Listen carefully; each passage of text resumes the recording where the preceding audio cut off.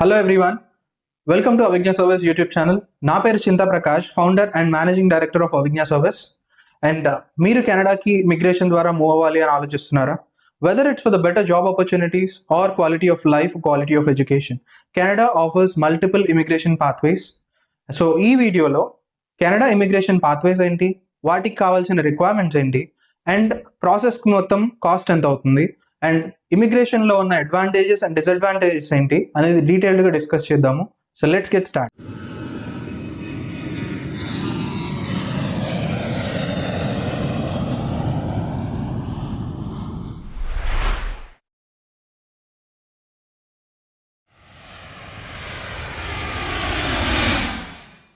First and foremost, Canadian immigration pathways. As we all know, Canada offers multiple immigration pathways. So ఉన్న వాటిల్లో నుంచి best and most suitable పాత్వేని select చేసుకోవడం అనేది first and foremost important thing. And here are the few popular immigration pathways for you.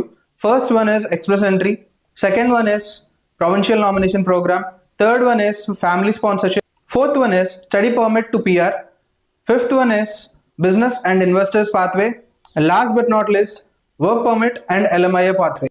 So first thing express entry.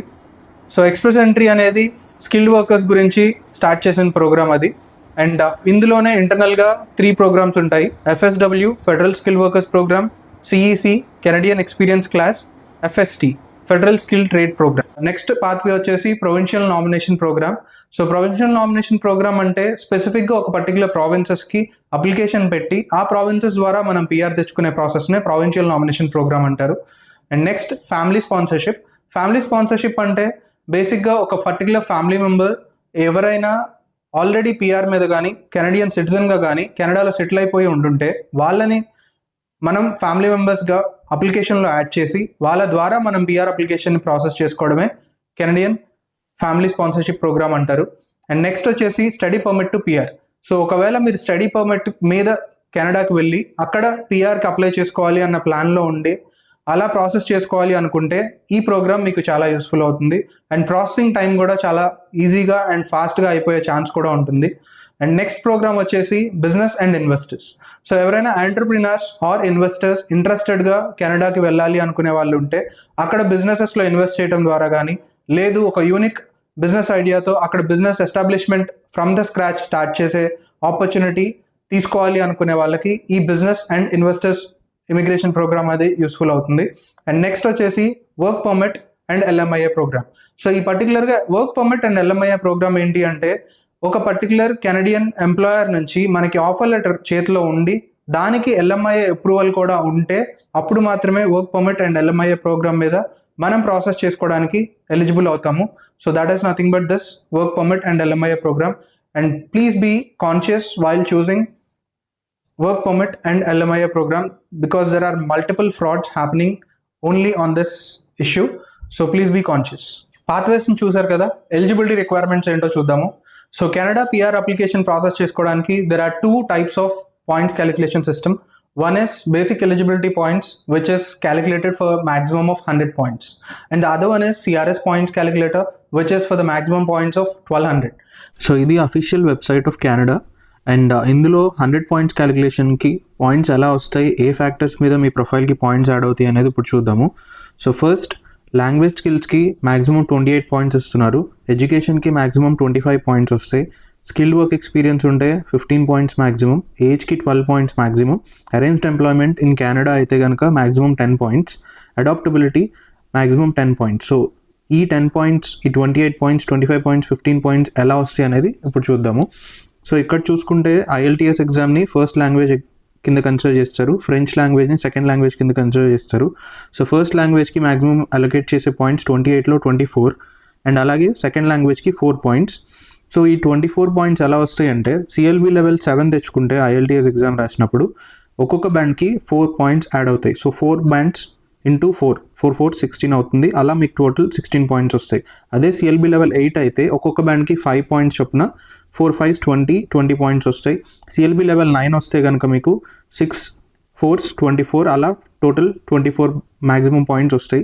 Second language కూడా అంటే IELTSతో పాటు మీరు ఫ్రెంచ్ లాంగ్వేజ్ కూడా రాసి ఆ ఎగ్జామినేషన్ ప్రూఫ్ అబోవ్ సిఎల్బి లెవెల్ 5 కనుక సబ్మిట్ చేస్తే అడిషనల్ 4 పాయింట్స్ యాడ్ అయ్యి టోటల్ లాంగ్వేజ్ స్కిల్స్ సెక్టార్లో ఉన్న 28 పాయింట్స్ మీ ప్రొఫైల్కి యాడ్ చేసుకునే అవకాశం ఉంటుంది.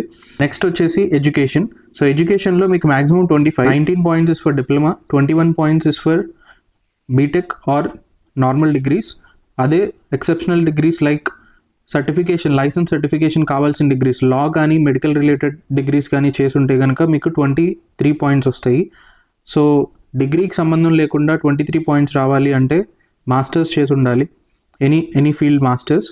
అలాగే 25 మ్యాక్సిమం పాయింట్స్ రావాలి ఎడ్యుకేషన్లో అంటే మీరు పిహెచ్డి కంప్లీట్ చేసి ఉండాలి. వర్క్ ఎక్స్పీరియన్స్ 15 పాయింట్స్ మ్యాక్సిమం, అందులో 1 year అయితే 9, 2 to 3 అయితే 11, 4 to 5 అయితే 13, 6 or above అయితే 15. కానీ ఇక్కడ మీరు ఇంపార్టెంట్ విషయం ఏంటి అంటే మీకు టోటల్ పాయింట్స్ రావాలి అంటే మీ జాబ్ ఆక్యుపేషన్ కానీ మీరు చేసిన వర్క్ ఎక్స్పీరియన్స్ కానీ ఒకే ఫీల్డ్లో ఉండాలి. ఫర్ ఎగ్జాంపుల్ ఇప్పుడు 2 to 3 yearsకి 11 పాయింట్స్ అన్నప్పుడు మీరు 1 year ఒక కైండ్ ఆఫ్ జాబ్ చేసి నెక్స్ట్ 3 years ఇంకొక కైండ్ ఆఫ్ జాబ్ చేసి నాకు ఓవరాల్ 4 years ఉంది, సో నాకు 13 పాయింట్స్ కావాలి అంటే అలా ఇవ్వరు. సో మీరు మ్యాక్సిమం వర్క్ చేసింది 3 years ఒకే డొమైన్లో. సో ఆ 3 years ఒకే డొమైన్లో చేసిన దాన్ని క్యాలిక్యులేట్ చేస్తారు, ఆ రిమైనింగ్ 1 year వేరే డొమైన్లో చేసిన దాన్ని క్యాలిక్యులేట్ చేయరు. ఏజ్కి 12 పాయింట్స్ మ్యాక్సిమం, అది కూడా బిలో 35 ఉన్న వాళ్ళకి మాత్రమే మ్యాక్సిమం 12 పాయింట్స్ వస్తాయి, 18 to 35. అండ్ ఆఫ్టర్ 35 ఎవ్రీ 1 yearకి మీకు 1 పాయింట్ డ్రాప్ అవుతుంది. After 47 you will not get anything in age sector. So if you are planning for a PR, my suggestion would be if you are below 30 is the right time to go forward, because ఈ points calculation సిస్టంలో up to 35 12 points maximum వస్తున్నా మీకు CRS points క్యాలిక్యులేషన్లో below 30 ఉంటేనే maximum points వస్తాయి. After 30 మీకు every 1 yearకి points cut అవుతాయి. Arranged employment maximum 10 points వస్తాయి. లోవర్ క్యాడర్ జాబ్స్ అనేది సెక్యూరిటీ జాబ్స్ ఉంటుంది, హయ్యర్ క్యాడర్ జాబ్స్ అనేది ఎండి, సిఇఓ అలా ఉంటారు. సో ఇక్కడ tier 0, tier 1, tier 2 or tier 3 అనేది కూడా అలాగే తీసుకోవచ్చు.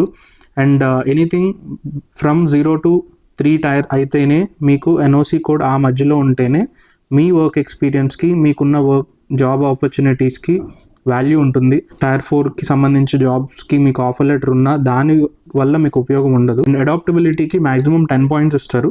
సో ఈ 10 పాయింట్స్ ఎలా వస్తాయి అంటే మీ స్పౌస్, ఒకవేళ మీరు మ్యారీడ్ అయి ఉంటే మీ వైఫ్ వర్క్ చేస్తున్నా, లేదు తను ఐఎల్టీఎస్ ఎగ్జామ్ మీతో పాటు రాసి సిఎల్బి లెవెల్ 4 కంటే ఎక్కువ తెచ్చుకున్నా, లేదు తనకి కెనడాలో పాస్ట్ వర్క్ ఎక్స్పీరియన్స్ ఉంది, లేదా మీకే పాస్ట్ వర్క్ ఎక్స్పీరియన్స్ ఉంది. సో అలాంటి సిచ్యువేషన్స్లో మీకు ఈ అడిషనల్ 5 పాయింట్స్ యాడ్ అవుతాయి. ఈ రెండు కాకుండా థర్డ్ ఆప్షన్ ఏంటి అంటే రిలేటివ్స్ ఉండాలి. సో ఇక్కడ చూడండి, సో రిలేటివ్స్ ఉంటే కనుక మీకు అడిషనల్ 5 పాయింట్స్ వస్తాయి. సో ఈ ఆప్షన్స్ని యూస్ చేసుకొని ఒకవేళ మీ ప్రొఫైల్లో ఇలాంటి కేసెస్కి ఏదైనా లింక్ ఉంది అనేటట్టయితే మీరు ఈ 5 points or total 10 points add చేసుకునే అవకాశం ఉంటుంది. So this is how the 100 points calculation will work. And మీకు ఎన్ని పాయింట్స్ వస్తున్నాయి అనేది మీరు ఇలా క్రాస్ వెరిఫై చేసుకోవాలి. సో ఇక్కడ మీరు చూస్తున్నది సిఆర్ఎస్ క్యాలిక్యులేటర్.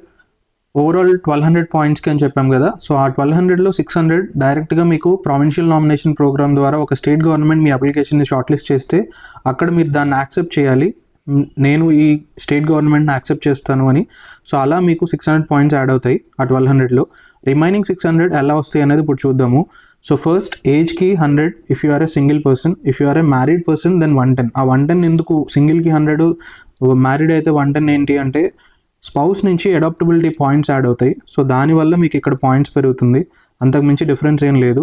సో ఏజ్కి 100, లెవెల్ ఆఫ్ ఎడ్యుకేషన్కి 140, అఫీషియల్ లాంగ్వేజ్ అంటే English language, IELTS or French whatever it might be. So language proficiency కింద మీకు 150 వస్తుంది total. And Canadian work experience 70. So ఇలాగా సింగిల్ పర్సన్ అయితే, అదే మ్యారీడ్ పర్సన్ అయితే 110, 150, 160 అండ్ 80. సో ఇలా ఉంటుంది. సో ఇక్కడ లెవెల్ ఆఫ్ ఎడ్యుకేషన్కి 10 points, work experience or official language means English examinations రాసుంటే సో వాటికి 20 and 10 వస్తుంది. ఓవరాల్గా 40 పాయింట్స్ అడిషనల్ పాయింట్స్ వస్తాయి.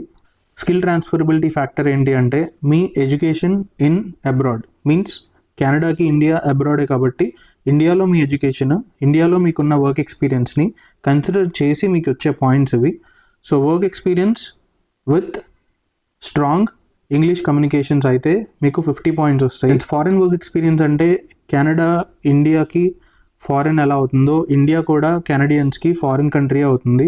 సో ఇండియన్ ఎక్స్పీరియన్సే ఇక్కడ ఫారెన్ వర్క్ ఎక్స్పీరియన్స్ కింద కన్సిడర్ చేస్తారు. సో దాని ప్రకారం మీకు IELTSలో అబోవ్ 7 CLB లెవెల్ ఉండి CLB లెవెల్ 9 ఆర్ అబోవ్ అయి ఉండాలి and work experience more than 6+ ఉండాలి. సో అలాంటి ప్రొఫైల్స్ అయితే ఓవరాల్ 50 వస్తుంది. లేదు అంటే 50 కంటే తక్కువే వస్తాయి. Same applies to education factor దగ్గర కూడా. ఒకవేళ మీరు PhD చేసుండి IELTSలో above 6 and above CLB level 9 వచ్చి ఉంటే మీకు 50 పాయింట్స్ యాడ్ అవుతాయి. లేదు నాకు డిగ్రీయే ఉంది, IELTSలో కూడా CLB లెవెల్ 7 ఉంది, 9 లేదు అంటే దానికి రిలేటెడ్గా ఉన్న పాయింట్స్ మాత్రమే మీకు యాడ్ అవుతాయి ఇక్కడ. సో నెక్స్ట్ వచ్చేసి అడిషనల్ పాయింట్స్. సో ఇది అడాప్టబిలిటీ లాగా అనమాట. మీ brother or sister who is living in Canada as a citizen or PR అయితే మీకు 15 పాయింట్స్ వస్తాయి. ఫ్రెంచ్ లాంగ్వేజ్ స్కిల్స్ కనుక మీకు ఉంటే, ఆల్రెడీ మీరు ఫ్రెంచ్ లాంగ్వేజ్ సబ్మిట్ చేస్తే CRSలో మీకు ఇక్కడ 50 పాయింట్స్ యాడ్ అవుతాయి. And post secondary education in కెనడాలో ఎడ్యుకేషన్ ఉంటే మీకు 100 పాయింట్స్ క్యాలిక్యులేషన్లో 5 పాయింట్స్ యాడ్ అవుతుంది. ఇక్కడ మీకు 30 పాయింట్స్ యాడ్ అవుతుంది. అండ్ మాస్టర్స్ కానీ ఏదైనా చేసి ఉంటే కెనడాలో. And arranged employment tier 0. So tier 0 అయితే కనుక మీకు డైరెక్ట్గా 200 పాయింట్స్ యాడ్ అవుతున్నాయి. ఈ 200 పాయింట్స్ రావాలి అంటే please remember you need to have LMIA certificate in hand. So LMIA certificate అంటే nothing but an official authenticated certificate which is given by the government of Canada that your employer has issued an offer letter which is genuine and valid to you.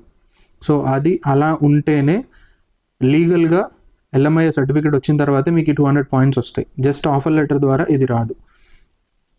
Arranged employment from any other tiers like tier 0 కాకుండా any other tyre 1 కానీ tyre 2 కానీ tyre 3కి సంబంధించిన jobs చేస్తే మాత్రం వాటి నుంచి మీకు ఆఫర్ లెటర్ ఉంటే అప్పుడు మీకు వచ్చే పాయింట్స్ ఓన్లీ 50.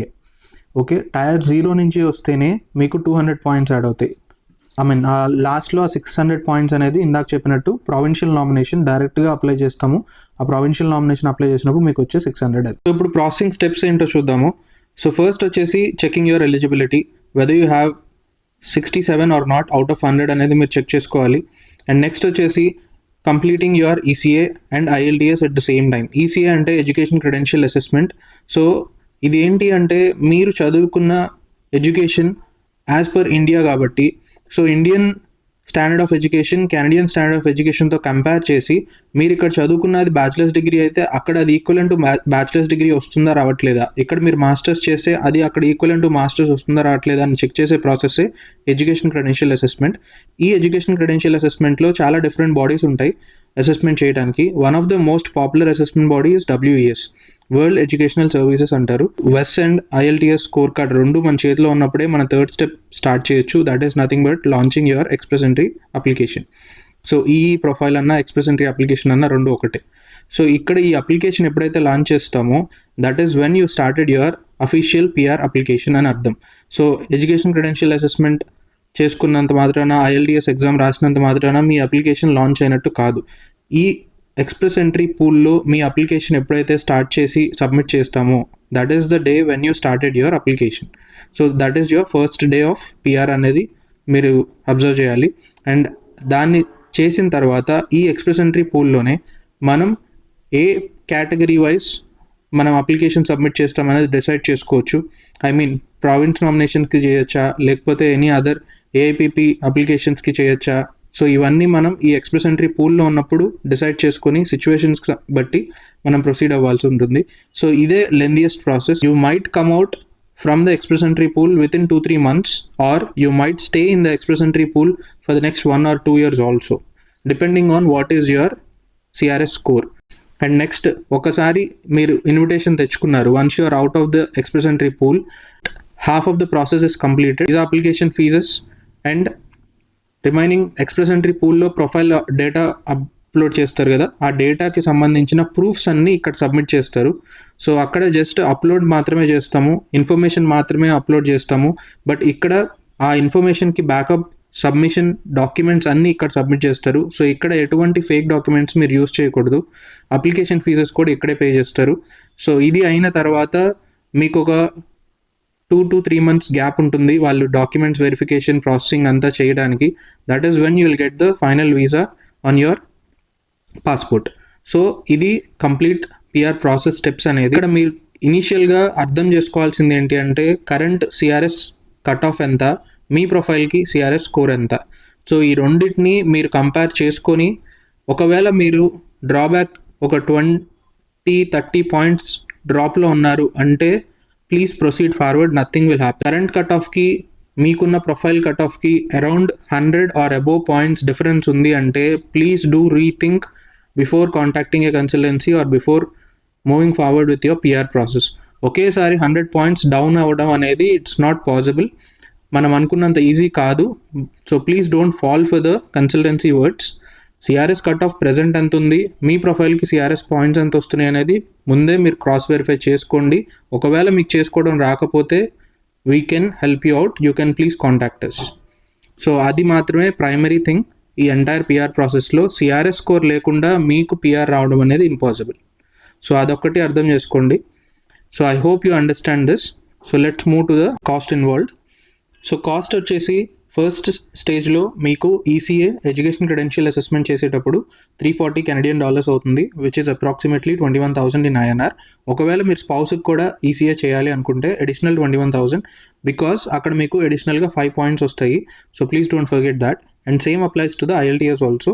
మీరు ఎగ్జామ్ రాస్తే 17,000 INR, మీ స్పౌస్ కూడా ఎగ్జామ్ రాయాలి అంటే 17,000 INR. And most important thing is how many attempts you take in your IELTS, that much it will be costing you. For every attempt you have to pay the 17,000 again and again. So please do remember that and prepare well and then go for the IELTS exam. Just don't go blindly. Primary applicant fees $1,525, secondary applicant fees $1,525, and dependent ki each dependent it will be costing you $260 Canadian, around 16,000. So idi the total cost involved in your PR application for embassy. Apart from this, consultancies will be charging you around 1 lakh or 1.5 or 2 or 2.5, whatever that they want. Please do remember, only an authorized RCIC agent or any RCIC agent involved consultancy can charge you a fees. So ఒకవేళ ఆర్సీఐసి agent లేదు అన్న కన్సల్టెన్సీకి మీరు వెళ్ళి వాళ్ళు అడిగిన 1 lakh 1.5 or 2 or 2.5 అని pay చేయాల్సిన అవసరం లేదు, because they will be telling you whatever they want just to make you pay the fees for their consulting. So let's talk about the advantages and disadvantages. So first thing, advantages, it's a 5 years long-term visa. Second, you will have free education for your kids. Third, you'll have high paying salaries and work-life balance because you'll not have the pressure of working in the weekends over there. It's completely professional, so you'll have that freedom there. Fourth, healthcare benefits which is applied to the Canadian citizens will be applied to you even when you are on a PR, and same applies to your family who are on dependent to you. Fourth, it is an easy way to get a Canadian citizenship. You just have to stay 3 to 4 years on a PR visa in order to apply for a citizen.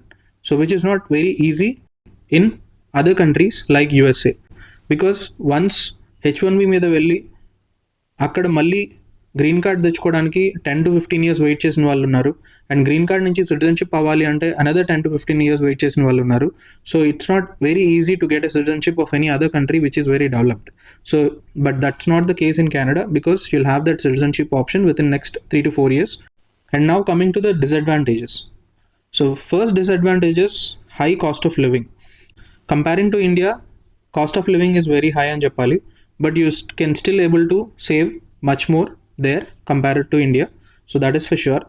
Next వచ్చేసి job market challenges. ఇనీషియల్గా వెళ్ళిన వాళ్ళకి job రావడం అనేది it's not that easy, because అక్కడున్న employers mostly they will be asking you for your local experience. So local jobs చేసిన experience ఉంటేనే తీసుకుంటారు అనే కాన్సెప్ట్ ఉంటుంది. సో బేసికల్లీ ఇక్కడ వెళ్ళంగానే మీకు జాబ్ వస్తుందా అంటే some cases it might, but some cases it may not. So అలాంటి సిచ్యువేషన్స్లో you have to go with the available jobs whichever that you have in hand. So అదే కావాలి అని కూర్చుంటే అవ్వదు. It can be challenging for most of them, but if someone is adapted to that it will be fine. So please be conscious on that part. Next వచ్చేసి extreme weather. ఇండియాలో ఉన్నంత కంఫర్టబుల్గా weather అయితే కన్ఫర్మ్గా ఉండదు, ఎందుకంటే most of the cases it will be స్నోయి. Around 5 to 6 months కంప్లీట్గా snow cover ఉంటుంది. So that can affect most of the people's health over there. So please be aware of it. Next వచ్చేసి homesickness and lifestyle changes. So ఇది మనం అనుకున్నంత easy అవ్వదు, ఎందుకంటే మన environment, మన పెరిగిన వాతావరణం ఇదంతా డిఫరెంట్గా ఉంటుంది. అక్కడికి వెళ్ళిన తర్వాత కంప్లీట్గా డిఫరెంట్ ఉంటుంది. Not only the climate, the behaviour of the neighbours also. So దానికి మీరు అడ్జస్ట్ అవ్వగలగాలి. రూల్స్కి అక్కడ ఉన్న నైబర్స్కి మీరు అడ్జస్ట్ అవ్వగలిగితే it will be fine. If not, you will might face some challenges over there in your initial stages of moving to Canada. Let's discuss some of the tips which can be helpful for you. So first thing is, check your eligibility prior starting to your application or prior making the payment for the consultancy for your PR, because once you pay the amount, there is nothing that you can do. So please verify before proceeding forward with the payment whether you are 100% eligible or not.